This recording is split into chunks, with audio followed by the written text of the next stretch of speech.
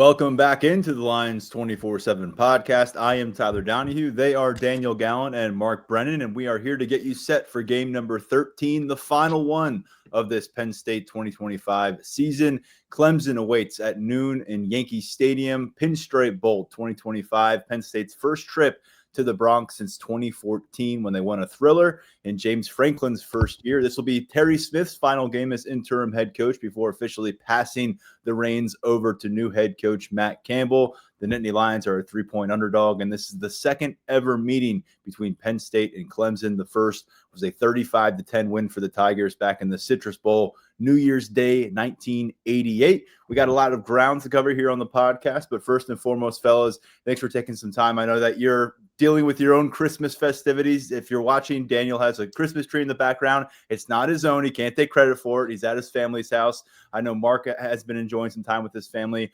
I'm away from the Christmas tree, which you normally would see behind me, because my wife is getting us in order to hop in the car after this podcast and drive about 5 hours to our destination. So, guys, appreciate you for spending some time with me here and trying to give people a preview for this matchup. We have two Christmas trees. I didn't want to overwhelm people with that, so I'm just here in my cave of an office. Yeah, we will huddle up eventually in the Bronx on Saturday. Not a ton of coverage in New York City for us before the actual matchup. So we'll be there on Saturday morning. You'll have our coverage pregame, as you expect from the first 12 games of this season and in seasons past. And then we'll stick around afterwards. And we think there could be some movement for the roster potentially by the time we leave the press box on Saturday evening. So a lot coming your way at Lions247.com. We wanted to get this preview episode up ahead of some Christmas Eve and Christmas Day travel for folks out there. And then you have all day Friday, hopefully, if you did not get a chance to listen to it by then. If you missed our episode that started this week, we had our Clemson insider from our 24/7 Sports Network, Austin Hannon, on for a conversation about the Tigers. Really big picture stuff about how they went from a perennial national championship contender to missing the college football playoff in 4 of the past 5 seasons. That's another program that when we looked in late August, people thought they'd be gearing up for a championship run like here in Happy Valley. Instead, they start 3-5. It was a 3-6 start here for Penn State. Both teams ultimately rally. Clemson wins its Final Four. Penn State wins the last 3 games on its schedule. Before we get into some game coverage, and we'll eventually get to our preview and predictions and players to watch, there is some roster movement to report at Lions247.com. And Daniel will begin with the departure of defensive back A.J. Harris. He has been a starting cornerback for the last 2 seasons, former 5-star recruit. Ended up starting his college career at Georgia, burned redshirt back in 2023, came here along with Jalen Kimber in 2024, and those two ascended quickly to the starting cornerback's job. He missed only 1 game along the way. That was a Michigan State matchup this year, but he is going to miss this one as well, as he is no longer with the team, and he has since been removed from the roster. We were able to report this at Lions247.com on Monday, I should say. And so, Daniel, what do you make initially at first glance of taking A.J. Harris away from this defense? Yeah, I think when you look at it, you're removing a pretty high potential, high talent player from the equation on the back end. I know that there were some struggles this year. He got benched in the second half of that Northwestern game. I think, the whole defense struggled in that Rutgers game at the end, but I think he was in the spotlight a couple times. And it's just kind of I think a tough end for a stint in Happy Valley that started with a lot of promise. I thought he was excellent during the 2024 season. He did some really nice things for them. And we were talking about it in August. Is he going to be the one, that first defensive back from Penn State to go in the first round? And I think that, we all thought that there is a distinct possibility that could happen. At this point, that doesn't look like it's going to be the case. We'll see what his next steps are in terms of portal, draft, what his future is going to be. But I think for the short term, looking at this defensive backfield, it's that thing where you have a lot of depth until you don't. And you take Elliott Washington out of the equation earlier this month, and you say, okay, like you've got Darius Dixon, you got some other young guys there. Like, okay. Then you also take A.J. Harris out of the equation, and you're going to be seeing that means you could be seeing a lot of younger guys up there in the Pinstripe Bowl in this sort of game. Some guys getting their real first taste of action. Maybe it'll be not quite 1-to-1 as what we saw in the Peach Bowl a couple years ago in terms of some young freshmen getting their real time out there, getting that baptism by fire, getting those live bullets. But I think that we're going to see some guys get an opportunity to play.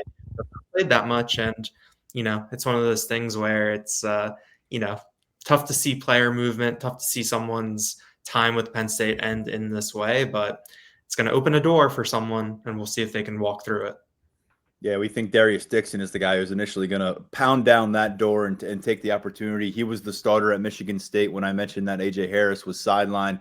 He really shined that day in East Lansing, and he had a heavy workload down the stretch as Penn State was piling up some wins. A lot of talent for that freshman out of Southern California. And you look at A.J. Harris, second on the team among cornerbacks in total defensive snaps this season, just shy of 500. Only Aldavian Collins had more, and it was about 10 more in the grand scheme of things. He was a third-team All-Big Ten pick in 2024.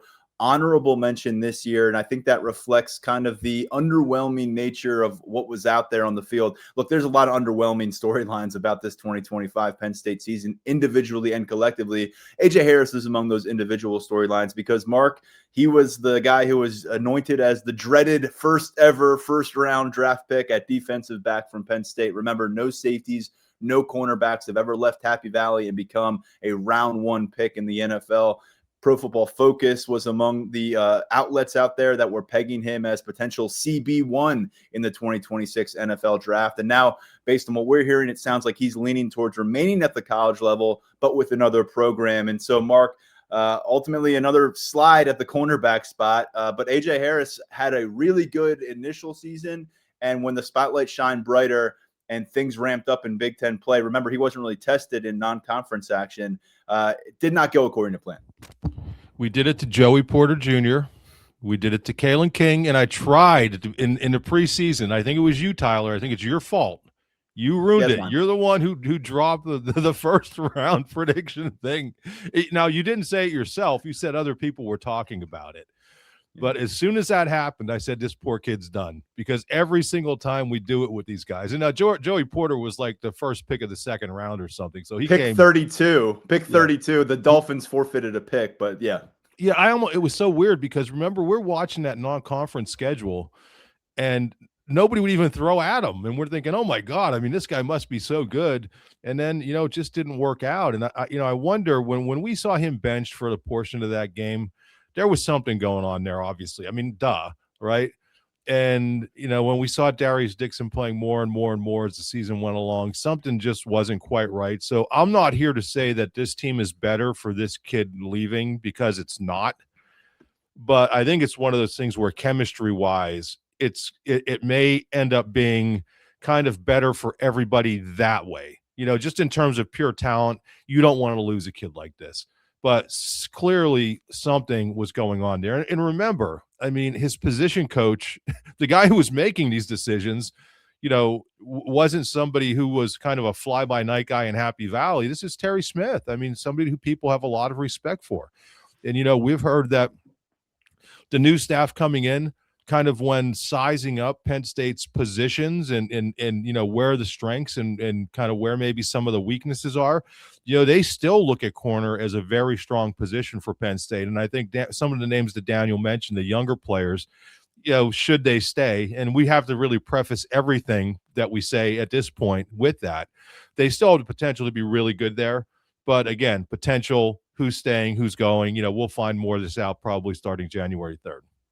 I'm a big fan of Jameer Joseph. I know you guys like him as well. We haven't gotten a long look at him. He did not burn his red shirt like Dixon did in that freshman class. He did have a pick 6 in non-conference play, but he's another guy to watch for in the Bronx on Saturday afternoon who's going to maybe step up. And just to reiterate, no Elliott Washington, who declared his intentions to enter the transfer portal. He's been another one of those perimeter cornerbacks. So I would venture a guess that the starting cornerback unit will see, and remember, there's usually 3 of them, will be Zion Tracy in the nickel slot, and then you'll see Darius Dixon opposite of Aldavian Collins. We'll be out there with our binoculars and pregame warmups to get a better look at things. And linebacker is another position where you talk about depth. That's been dicey for a long time, multiple seasons really, where they don't have a lot of guys to lose that you're going to feel good about how things are with the 2 deep. And that gets a little more complicated because one of the ascending young players on this roster, Alex Tash, is not going to be available against Clemson. That's something we were able to confirm at Lions247.com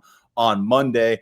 Tash, a freshman linebacker, ended up averaging close to 20 snaps per game during the 5 Big Ten contests after not playing any of the previous 4 conference matchups, burned his red shirt along the way, definitely showed us some things. I think he had 5 tackles against Nebraska. Guy really seemed to be finding his way on the football field. He suffered a postseason injury. He's not going to be available on Saturday. And so, Daniel, when I look at linebacker, it's like, does this revert back to Dom DeLuca play 99% of the snaps in his final game in a Nittany Lions uniform? Or does this perhaps open the door for someone like a Cam Smith, another true freshman who we saw very, very little of over the course of this season? You've got Anthony Specca, a redshirt freshman. He only played in 4 Big Ten games. Keon Wiley has predominantly been, along with Tash, the backup linebacker involved during Big Ten play. And then it's worth mentioning LeVar Arrington. Thus far, we've only seen him play special teams. Could he maybe make it a factor on defense here in the final game of his freshman year? LeVar Arrington II, I should say, who burned red shirt. So, Daniel, it's kind of a guess right now on what we're going to see at linebacker beyond Amari Campbell and Dom DeLuca. Yeah, it's going to be interesting to see how that shakes out, what the ripple effect is going down there. Especially because Amari Campbell, if things go like a relatively normal game, he's not leaving the field. And you mostly saw Tash rotating in with DeLuca at that will spot. So who's the next man up there? I mean, I would like to get a look at Cam Smith. He was one of those guys that we heard some good things about in, I think, late September. And then we got 1 snap of him, I think, or 2 out at UCLA. And that was pretty much it. He's a little bit of a different body type. I think smaller, fast, can do some, I think has the potential to be an interesting player in that way. But we'll see. I mean, personally, I think it would be fun to see, LeVar II get a little bit of run, just because we've seen what he looks like physically. We know that some of the gifts that he has, and also like burning your red shirt exclusively playing special teams is an interesting way to go about that. So, let's pay it off with some defensive snaps. But he's worked at the mic, and I think that the way Amari Campbell plays, like, you don't want to take him off the field because he is that type of player. So we'll see. I mean, with Tash, I mean, it's tough to hear about an injury at this point in the year, especially when that this could have been a potential showcase, springboard, whatever you want to call it, for him in the bowl game against a high-level ACC team, a talented ACC team. We could really see where his strides were made. I think we all liked the way that he played, the style that he played with. We know he has a big fan in his position coach in that linebackers room with Dan Connor. So we'll see. It's tough, but Dom DeLuca, just let him go. Last game, let him just leave it all out there, and then we can worry about 26 once we get to 2026.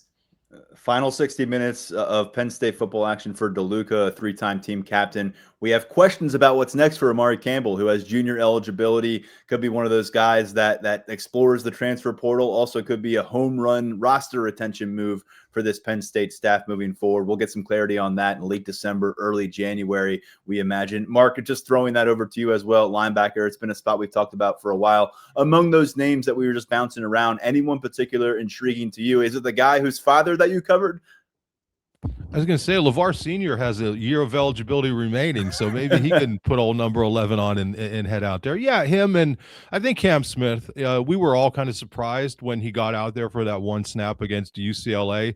There was a position or a point there, and just to rewind a little bit, where and Tatch told us that he was kind of bumped down to the scout team. Tatch was, and I think that's where Cam Smith kind of was elevated, and then Tatch was able to kind of prove himself, and then kind of moved back up kind of the food chain. So Cam Smith obviously showed some things, and then hey, Specca is a guy that I don't know if it's an apples for apples position. I think he'd be more kind of a Mike type player, but he's how much is he able to take advantage of these extra practices? And that's the thing about LeVar II. he was not transferring. Yeah, I'm throwing out the wrong word there. Transitioning, excuse me, everybody, from more of an edge type rusher in high school to playing middle linebacker. And that's not an easy thing to do. So how beneficial were these bowl practices for him in terms of absorbing some of those things and spending more time with Dan Connor,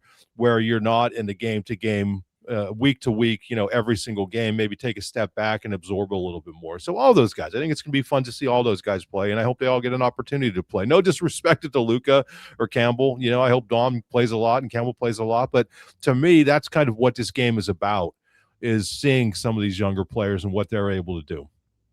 And something else worth noting here, fresh eyes on this group, as Jim Knowles is now in Knoxville getting started with the Tennessee Volunteers. You got Anthony Poindexter stepping up as the play caller, and Dan Connor, of course, remaining as a linebackers coach. But something to monitor there. Do we get a different look? Is it more of the same? And who's involved? Daniel, big picture, the depth chart keeps evolving, and we don't think we're done yet. We think that we're still going to have more to report at Lions247.com when we're able to report it regarding some players who may not be available for the Nittany Lions on Saturday. But when you sort through the depth chart, which Mark has done a good job leading the way for us and trying to keep that together in the last week or so. Strike throughs. Yes, he's using the strike throughs for guys who have declared or opted out. And we've gone through some of the names, and just to remind folks out there, beyond those that we've discussed just now, you got Nick Singleton at running back not playing, Vega Ioane at offensive guard, Zane Duran at defensive tackle, and Zaki Wheatley out at safety. And so, Daniel, when you look across the depth chart, is there a particular area of the field that your eyes are going to gravitate toward during pregame drills? Yeah, I mean, we've talked about the secondary when you remove Elliott Washington, AJ Harris, Zaki Wheatley from the equation there. You've got some young talent. We know that Terry Smith, Anthony Poindexter have done a good job there. But I do think that the offensive line is going to be interesting. Venga Ioane, literally, figuratively, whatever you want to say, huge presence down there. And he's really one of the only guys that didn't leave the field. I think TJ Shanahan can play left guard. Cooper Cousins has worked on the interior. Will we see one of these younger guys that has been around a little bit? Will they shuffle things so that they get a chance? You're also dealing with a couple guys in Shelton, Dawkins, and Rucci who are in their final years of eligibility, who all have I think NFL aspirations. So are they going to be on some sort of pitch count where you put some of these younger guys in there to give them an opportunity to play? I think that's what I'm going to be looking at. I think pregame is, what's that first group up? Who's that first left guard? And then who's in that second group? Because I think that if the way that you're trying to get through a game like this with some of your veterans who have, other things at stake, who, maybe want to suit up and play, but don't want to do a full opt out, who's in that second group? Because there's a good chance that we could see them get some significant snaps as an afternoon goes on. Yeah, the offensive line is all sorts of interesting because, like you said, guys who are going to be moving on after this game, like Nolan Rucci, Drew Shelton, Nick Dawkins, how much do we see them for 4 full quarters? Do we see them for 1/2? Do we see them for a few possessions? That's worth wondering. We didn't see a lot of backup offensive linemen involved with regularity, but there's guys out there like Owen Alasine, like Egan Boyer, like Garrett Sexton, like Cooper Cousins, of course, that we're curious if we'll get a chance to see more of on Saturday. And oh, by the way, as we said, Phil Trautwein's kind of double dipping right now. He's finishing out his 6th season as Penn State's offensive line coach, but he's also got his eyes back toward his alma mater as he's going to be taking over as Florida's offensive line coach. Mark, same question for you. I guess let's try to avoid the offensive line for your answer, but is there a position group on the field that you're really curious about? Yeah, thanks for taking the easy one off. No, D-line. I mean, how much will deny Dennis Sutton play? What are we hearing about Zariah Fisher? Ford, I mean, he's a senior. So I think anywhere where there are a lot of seniors, you really have to wonder, especially seniors who aspire to playing at that next level. So, yeah, defensive line, I mean, it's an opportunity. Chaz Coleman's not going to be there. So obviously that's an opportunity for other people to step up, and especially inside a defensive tackle. Xavier Gilliam's a guy who's played a lot of football, but will he have to play even more in a game like this? And some of the guys who are maybe a little bit further down the depth chart, of Blanding, Waitful is a guy who was kind of banged up. We're going to see a little bit more of him. Liam Andrews got a little bit of run. He got a little bit of run late. Yeah. Yeah. And Liam Andrews, your guy, I think he may have snuck in there at the end of one. Was it the Rutgers game or the Nebraska game? He was in there. I think both. Yeah. I think he played a little bit in both. Again, I think anywhere you see a bunch of seniors, guys who may be worried about getting banged up, and understandably so. I mean, remember, when we covered the Peach Bowl, that was a New Year's Six game. And, how many guys either opted out or just played very limited snaps in that game. And this isn't quite the Peach Bowl, with all due respect to the Pinstripe Bowl.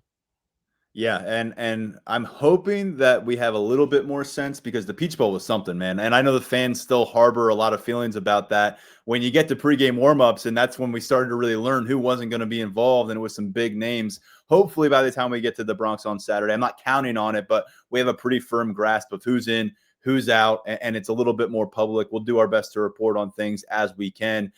Tyler, can I give one? Yeah. Can I say one thing about our pregame coverage? There is only one availability, and I'm not being critical. I mean, this is a different kind of bowl game, but typically there are multiple availabilities. There's the only availability is a 20-minute practice window at Fordham, and there's no interviews, so we can't justify on traveling. Christmas Eve. Yeah, I mean, we can't. And we're as we've seen at these bowl practices, you see next to nothing at those open portions. So we can't justify the expense of going to cover that. There are no press conferences other than what we had on Zoom. There's a Zoom press conference with Terry and Dabo the day before the game, but no in-person access to everything, which is kind of odd for us. But I mean, this is what happens when you're not in a college football playoff or not in a New Year's Six game. And I just want to tell people, because we usually take great pride in being everywhere and covering everything, but there really just isn't anything to cover.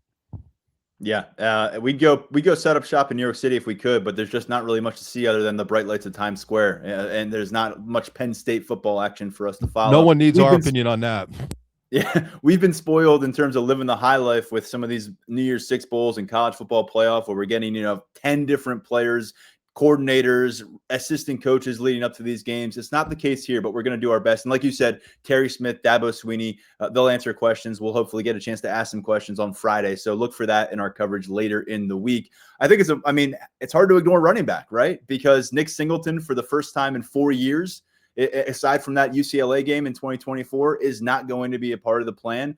He's going to be there with the team. I think he's going to be supporting those running backs, but I don't think the result of that is going to be Kaytron Allen carrying the ball 35 times. Let's be honest. They're going to make sure that Kaytron Allen takes the path to the NFL as he needs to. And just the fact that if Kaytron Allen is even playing, considering he owns that record for all-time rushing yards at Penn State, considering what he accomplished this year doing for his NFL draft stock, the fact that he would even get on the field and play in this game, I think says a lot about him and what he means to the program. But beyond him, will it be a guy like Corey Smith, who has that kind of playmaking, field stretching ability? We haven't really had a chance to see it outside of kick returner this year. Will it be someone like Cam Wallace, who in his third year on campus is starting to run out of time here to make an impression? Could it be Quentin Martin, who has really not been involved outside of special teams this year, a former top 24/7 recruit? Could it be one of those freshmen, Jabri Coleman, Tyke Hayes? Daniel, I don't know. But again, I completely disregard any notion that this is going to be some kind of one-man bell cow show for Kaytron Allen. I think we could see 3 different running backs maybe involved here. And I'd honestly be surprised if Kaytron Allen was the leading carries guy for this. And if he is, credit to him, but I would be surprised.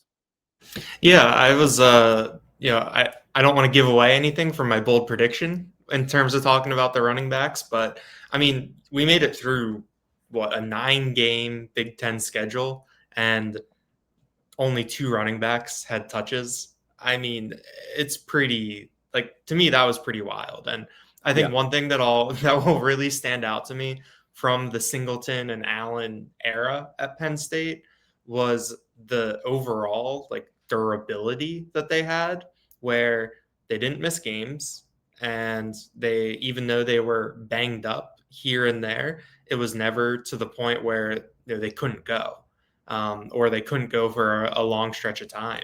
I know that we talked about it in like 22 or 20. I guess it might have been 22 when Devin Ford left the team, and suddenly that depth really thinned out. I think in 23, the depth was also incredibly thin. And it was like at times you felt like they were playing with fire a little bit in terms of, can you get through a Big Ten schedule with only 2 guys and have them have longevity, have them still be able to produce at the end? And somehow Jalen Sider did it, through those couple of years.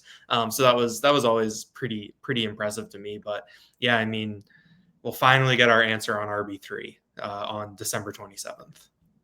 And by the way, the last time a non-Singleton Allen running back got a carry in a game for Penn State, it was Cam Wallace, 1 rush attempt for 4 yards during a 52-6 victory over Villanova on September 13th. So a long time since we saw anybody else take the ball into that backfield. I think that changes pretty early in the afternoon on Saturday. General storylines, guys, as we sort through this matchup. Again, we covered a lot of ground on where Clemson is coming into this game with Tigers insider Austin Hannon on our last episode of this podcast. Circle back to that if you want a bit more on the Tigers. But this is a matchup between two teams where both depth charts look a lot different than they otherwise would have if this was a playoff game or if this was late season conference action. Both teams bring momentum, but a lot of that momentum was established with players who are now preparing for the NFL draft. Clemson's down a bunch of players on both sides of the ball. We've covered what Penn State is dealing with and could be dealing with in the next few days. So, Mark, big picture, what is a top storyline for this matchup in your opinion? I don't know that there is one, is there? I hate to say it. But no, listen, I'm going to go back to what I said before. Which team's younger players are going to step up and be ready for the spotlight, as it were. I mean, the greatest city in the world, and maybe not the greatest bowl game in the world, but young players are going to be given an opportunity to be playing on a big stage. I mean, it's an ABC game. A lot of the country is going to be watching. Both of these teams have incredible fan bases, so that's the part of it. I mean, ordinarily, if this was a regular season game, I'd say, distinct advantage Penn State, because you look at how physical Penn State was in the trenches for most of the year, even in games where maybe it didn't win. I think, kind of imposing that on Clemson. But with so many guys out, and you mentioned it. I mean, going back to the Peach Bowl, pregame, we're learning about guys who aren't playing in pregame. So it's very hard to establish definitive storyline. So my storyline is going to be which team's younger players who we haven't seen. You mentioned the running backs, the young linemen, which ones are going to step up and be ready. And I think that's important for these kids, because I think Daniel mentioned it. Not only is the current coaching staff's eyes on you, but the next staff's eyes. And just so people know, from what we understand, Matt Campbell and most of the new staff isn't even going to be in New York for most of game week. I think Campbell may show up game day, but they're going to be back here in Happy Valley, working on recruiting, scouting the portal, working on retention, working on adding the few coaches they have to. But they will also be monitoring from afar what's going on. So I know I'm skirting your question, but the storyline to me is young players stepping up and proving that they belong either here or remember. I mean, Terry Smith said it right when he kind of took over. What is there left for these guys to play for? Hey, even if you're not going to be here, you're going to have an opportunity to put things on tape that your next, that other coaches are going to be able to see. So I hate to say that, but I look at this game, and to me, does the final score really matter?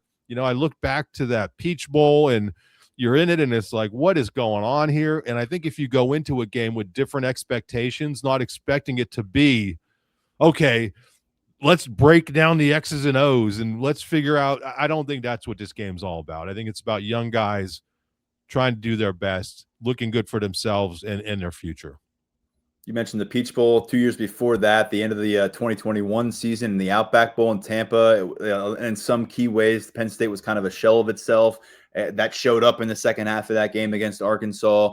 I do think you want to see competitive play. And by the way, I don't think you skirted the question. I think you answered it, and I think that's a really appropriate question. It's not just the eyes of the current coaches who you've been through the grind with since last January, but it's the next guys that Matt Campbell's brought in and Matt Campbell himself. And then it's the 130 other coaching staffs across the FBS landscape where maybe there's a landing spot for you out there if Happy Valley is not going to be your home in 2026. And oh, by the way, NFL scouts are going to look through everything that you put on tape. So if you're one of these guys down to the wire, good opportunity here for you as well. And I just took a look at the bowl schedule because you made a great point. This may not be a New Year's Six bowl. This may not be a playoff game, but people love watching college football playoff. And it's the Saturday in between Christmas and New Year's Day. It's a very popular time for people to be sitting on their couches, drinking and eating. And you love to watch college football. So you're flipping on the TV. What's on there? Well, at 11 a.m. Saturday, you've got Pittsburgh versus East Carolina in the Military Bowl. And then at 2:15, you've got UConn and Army playing at Fenway up in Boston.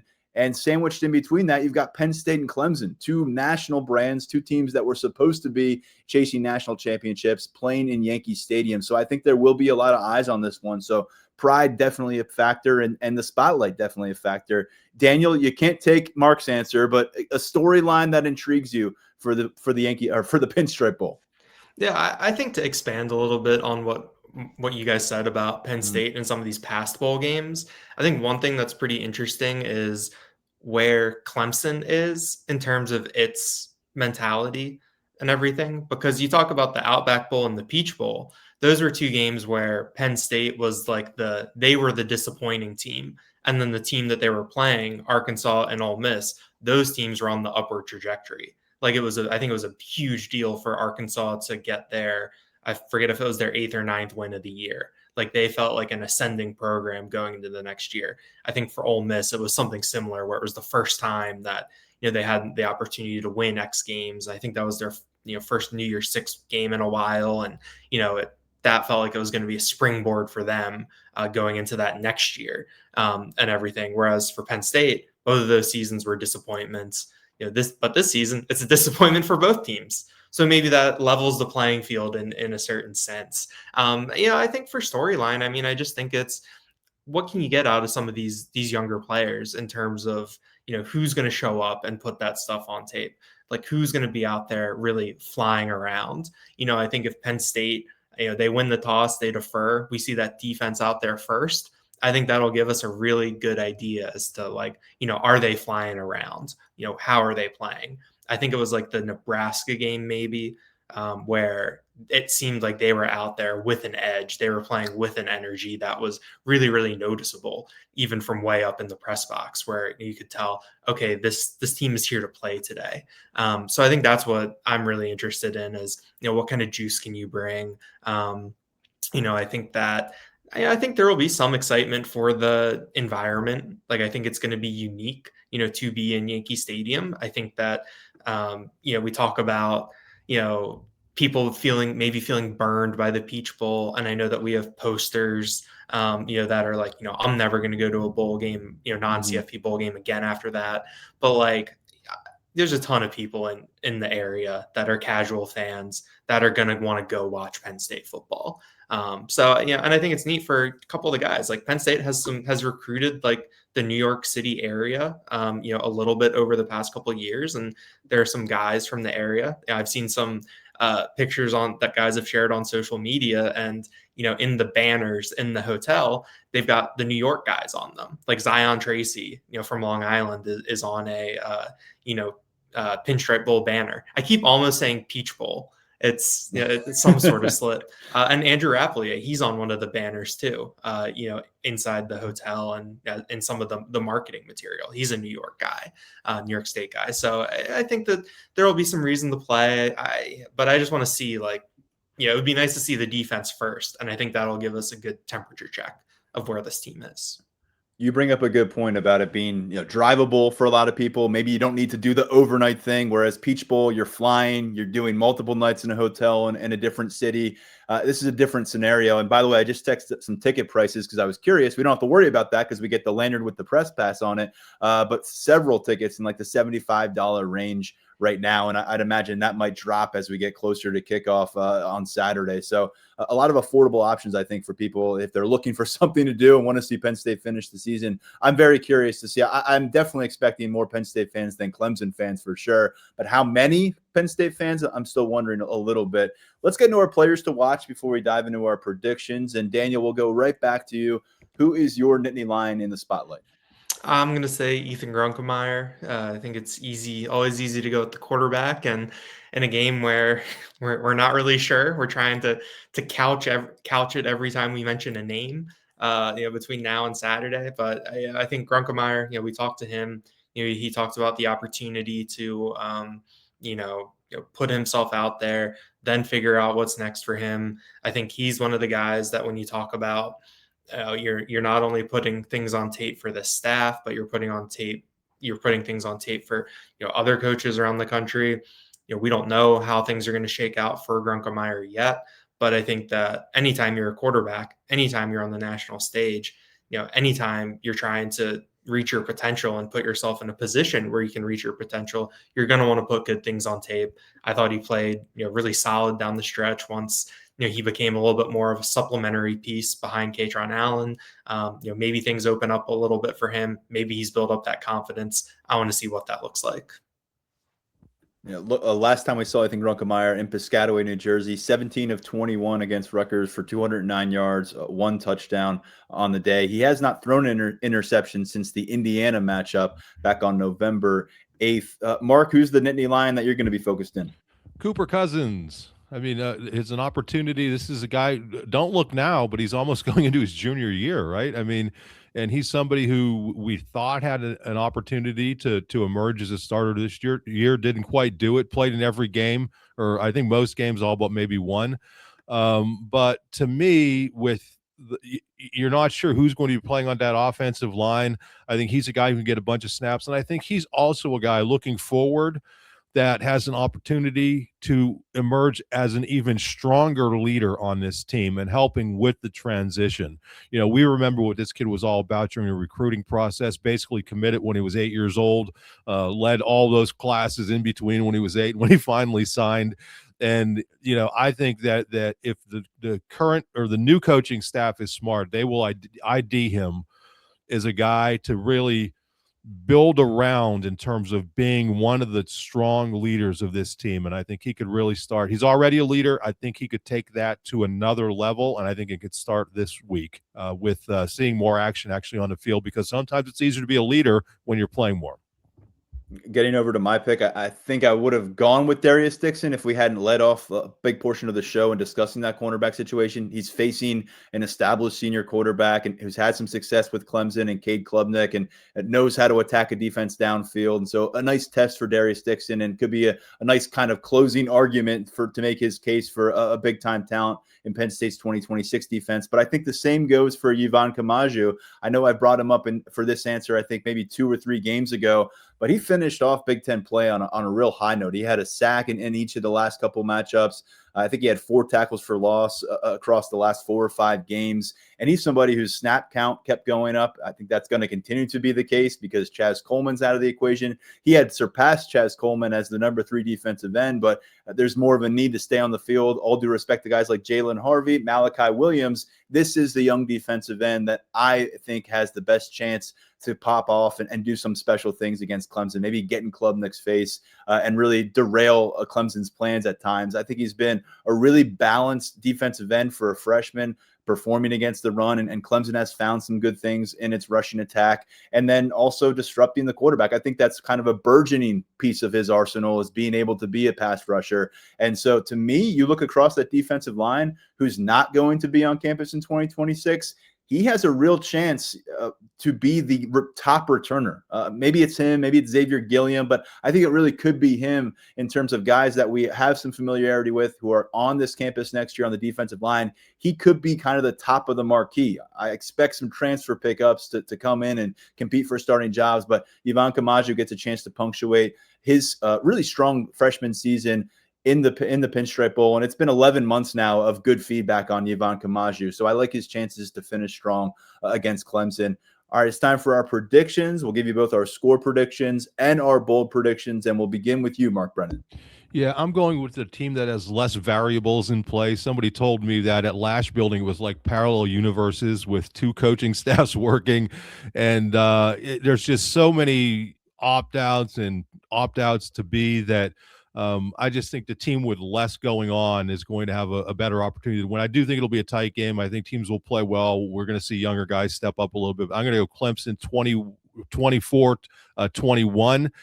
And then I'm not condoning secret recordings. Okay. I'm not condoning putting that out there, but I do feel a little bit vindicated, and I think we all do, that we were banging the Kobe Howard drum all season long. And when the secret, we all do, Mark. Yeah. And when the secret recording came out, and the actual veteran players were saying the exact same things. Like, there's so many times that we just go off. We have no idea what the hell we're talking about. This was vindication for all of us. So I am going to dip back into the Kobe Howard. Well, we all kept trying it over and over, thinking this has to be the week. This has to be the week. Well, I'm going to say that Kobe Howard, my bold prediction is that he gets his first career receiving touchdown as a Nittany Lion. And if you're a Penn State fan, and if you're a Penn State coach moving forward, you hope it's not his last, because I think this kid has an opportunity to be really good at this level. I'm not sure that anyone would fire up Penn State fans more on Saturday afternoon than seeing Kobe Howard have a big performance, get into the end zone, and getting to see that before the curtain closes on the season. Daniel, what do you have for us? Well, I couldn't pick a tie, so that made it a little bit difficult in going about this game. I picked Penn State 24, Clemson 23. I don't really have a feel. I think that Penn State closed Mark makes a good point about which team has, less going on. And I think that Clemson is, you can say what you want about the buzzword, but strong culture, I think, really defines what Dabo Swinney has done there. But still, they've lost a lot of pieces. So, I think this game's pretty much a coin flip. And, I thought Penn State closed the season strong. It seems like they're getting things to the finish line. It seems like they're going to get there in relatively one piece to Saturday. So why not just one more pick for the Nittany Lions for the road. As for bold prediction, those running backs, I think what I have here, 175 yards and 2 touchdowns for non-Katron Allen, non-Nick Singleton division running backs. Wow. Who knows what combination that's going to be. I know that Clemson only allowed 102.8 rushing yards per game. They're going to be missing some guys, I think, up front. But I think that Penn State is still going to lean on that offensive line. They're going to lean on that identity that they created down the stretch behind Katron Allen. They're going to try to do it with the other guys. And, hey, let's see what Tyke Hayes has. Let's see what Corey Smith has. Let's see what all these other guys have, before we enter the offseason and things start to change even more. Just to clarify, you said 175 yards, 2 touchdowns for non-Allen, non-Singleton running backs? I'm bold. I was going to say that may be as bold as any prediction you've offered through 13 games. I love it. And if that does happen, I think we're all going to be scratching our heads and being like, how did he not find a way to get these guys involved at any point throughout the season? And reminder that Stan Drayton, the running backs coach for this game, he'll be moving on to South Carolina. He's already taken that job. He's already met. He's got to have his he can score some real points at his new job if he has these running backs playing well. So a little extra motivation for him to come in on a high note to South Carolina. All right, jump over to my predictions here. And like Mark, I give an edge toward Clemson because both these teams, again, they're dealing with major adjustments on the depth chart. You're going to be playing guys who aren't used to be playing as much. You're going to be missing guys who you can count on and have been productive. And so I feel like that kind of washes out between both these rosters. What is different is, to this point, I believe they've really only lost a couple analysts from Dabo Swinney's staff since the regular season, whereas Penn State, they've already the 3 guys aren't on campus who had full-time jobs. At tight ends coach, your quarterbacks coach, your defensive coordinator, they have already left. And then you've got all these coaches who are in between gigs right now, and like Phil Troutwine and like Stan Drayton. So I think from a player perspective, it's got to be tricky. Like, you're preparing for a bowl game, but you're also sitting down with Matt Campbell, which, say what you will about that, that would be pretty stressful, meeting the new head coach and having a chance to kind of maybe air some things about what went wrong this year, and also kind of make your case for the future and try to feel him out on what your future looks like. And so there's some unpredictability there. And then additionally, in your own position room, many of these players are, on the final stretch of the guy who recruited them to campus, or the guy who has really been their main contact on this coaching staff since they got to campus.